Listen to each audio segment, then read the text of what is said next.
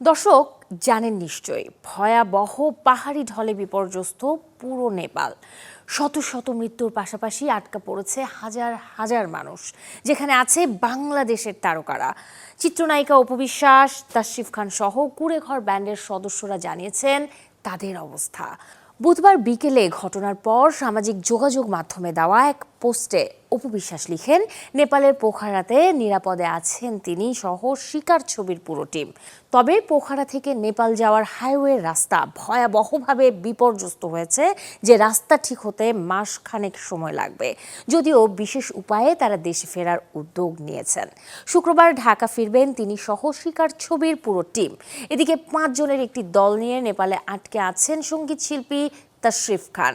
Video বার্তায় জানিয়েছেন নিরাপদেই আছেন তারা, তবে দেশে ফিরতে দেরি হবে তাদের, কারণ তাদের ফেরার রাস্তাটি ব্যাপক ক্ষতিগ্রস্ত হয়েছে। বাংলাদেশ থেকে আমরা 5 জন এই মুহূর্তে নেপাল অবস্থান করছি। কিছুক্ষণ আগে খবরে দেখলাম নেপাল ইতিহাসের অন্যতম ভয়াবহ দুর্যোগ হয়েছে নেপাল চীন সীমান্তে। তবে দুশ্চিন্তা করবেন না, আমরা একদম অপোজিট একটা সাইডে আছি। তবে আমরা চাইলেও এই মুহূর্তে দেশে ব্যাক করতে পারবো না, কারণ আমরা যে রাস্তা দিয়ে যাব এই রাস্তায় একটু আগে খবর পেলাম আজকে সকালবেলা ল্যান্ডস্লাইড হয়েছে, এবং ল্যান্ডস্লাইডে যে শুধুমাত্র রাস্তা ক্ষতিগ্রস্ত হয়েছে তা না, রাস্তা একদম ভাসায় নিয়ে গেছে, মানে সরকারিভাবে কমপ্লিটলি যোগাযোগ বিচ্ছিন্ন।